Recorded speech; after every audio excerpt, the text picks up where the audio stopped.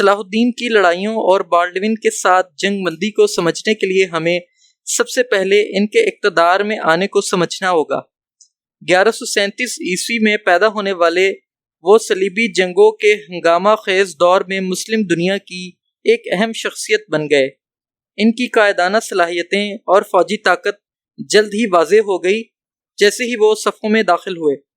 صلاح الدین ایوبی کے دور میں سب سے اہم جھڑپوں میں سے ایک جنگ حطین تھی۔ 1187 عیسوی میں لڑی جانے والی یہ جنگ صلیبی جنگوں میں ایک اہم موڑ ثابت ہوئی۔ صلاح الدین کی فوج نے یروشلم کے بادشاہ گائے کی سربراہی میں صلیبی فوج کو شکست دی۔ صحرائی گرمی اور چالاکی سے محاصرے کی حکمت عملی صلیبیوں کے خلاف فیصلہ کن شکست کا باعث بنی۔ اس فتح نے صلاح الدین کے لیے یروشلم کی طرف مارچ کرنے کی راہ ہموار کی اور صلاح الدین کے یروشلم کے راستے پر اسٹریٹجک ذہانت اور صلیبیوں کے خلاف مسلم افواج کو متحد کرنے کے پختہ عزم کی علامت تھی۔ اس نے مصر اور شام میں طاقت کو مستحکم کیا اور شہر پر عیسائی حکمرانوں کے کنٹرول کو چیلنج کرنے کے لیے ایک طاقتور فوج جمع کی۔ 1187 عیسوی میں یروشلم کا محاصرہ صلاح الدین کے کیریئر کا ایک فیصلہ کن لمحہ تھا۔ اس کی افواج نے شہر کا محاصرہ کر لیا اور صلیبی محافظوں کے لیے رسد اور کمک بند کر دی۔ محاصرہ کئی ہفتوں تک جاری رہا اور انتھک دباؤ بالآخر ایک اہم موڑ کا باعث بنا۔ جیسے ہی یروشلم کے اندر حالات سنگین ہو گئے، ایبلین کے بالیان کی قیادت میں عیسائی محافظوں نے صلاح الدین کے ساتھ ہتھیار ڈالنے کی شرائط پر بات چیت کی۔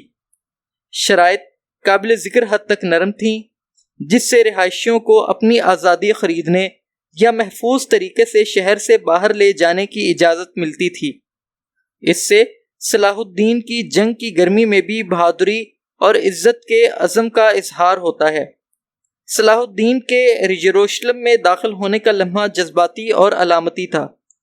فاتحانہ داخلے کی بجائے وہ عاجزی کے ساتھ گدھے پر سوار ہو کر شہر میں داخل ہوئے اور حضرت محمد صلی اللہ علیہ وآلہ وسلم کی عاجزی کی گونج سنائی دی۔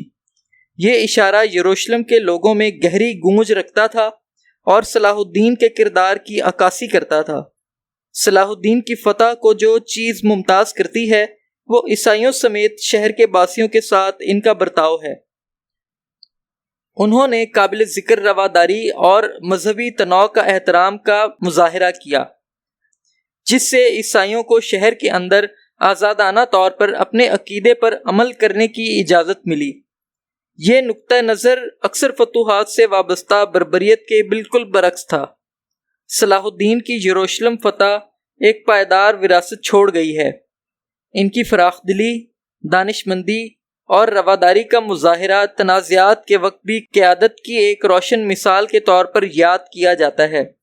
شائستگی اور احترام کے لیے ان کی ساکھ وقت سے تجاوز کرتی ہے اور دنیا بھر کے لوگوں کو متاثر کرتی رہتی ہے۔ فتح کے بعد جو کچھ ہوا وہ غیر متوقع تھا۔ صلاح الدین اور یروشلم کے عیسائی حکمران بالڈوین چہارم کے درمیان جنگ بندی اپنے مختلف عقائد اور مخالفین کے کردار کے باوجود دونوں رہنماؤں نے مشترکہ بنیاد تلاش کی اور ایک معاہدے پر بات چیت کی۔ جنگ بندی کی شرائط دلچسپ تھیں، کم از کم کہنے کے لیے۔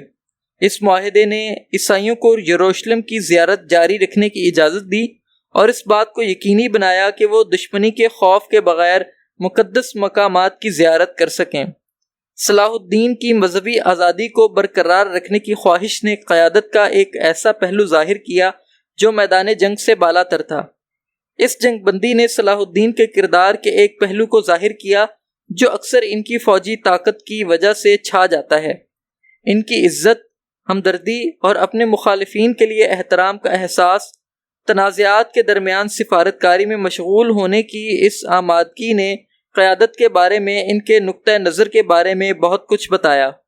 بالڈوین کی طرف سے جنگ بندی پر رضامندی کو یروشلم پر کچھ حد تک کنٹرول برقرار رکھنے کے لیے ایک عملی فیصلے کے طور پر دیکھا جا سکتا تھا۔ جنگ بندی نے انہیں دفاع کو مضبوط بنانے اور حمایت حاصل کرنے کا وقت دیا، جبکہ عیسائیوں کو اپنے عقیدے پر عمل کرنے کی بھی اجازت دی۔ صلاح الدین اور بالڈوین کے درمیان صلح ایک لازوال سبق رکھتی ہے۔ یہ ہمیں یاد دلاتا ہے کہ انتہائی گرم تنازعات میں بھی افہام و تفہیم اور تعاون کی گنجائش موجود ہے۔ یہ تاریخی واقعہ تاریخی شخصیات کے بارے میں ہمارے تصورات کو چیلنج کرتا ہے اور ہمیں ہنگامہ خیز دور میں قیادت کی پیچیدگیوں کے بارے میں سکھاتا ہے۔ جب ہم یروشلم کی فتح کے بعد بالڈوین کے ساتھ صلاح الدین ایوبی کی صلح کی کھوج مکمل کرتے ہیں تو ہمیں یاد آتا ہے کہ تاریخ باریکیوں اور غیر متوقع موڑوں سے بھری پڑی ہے۔ یہ کہانی مکالمے اور تفہیم کی طاقت کو اجاگر کرتی ہے جو ہمارے اپنے دور کے لیے ایک قابل قدر سبق پیش کرتی ہے۔ امید ہے آپ کو ہماری آج کی یہ ویڈیو پسند آئے گی۔ اگر ہماری ویڈیو پسند آئے تو اس کو لائک کریں اور ہمارے YouTube چینل شخصیات کو سبسکرائب کریں۔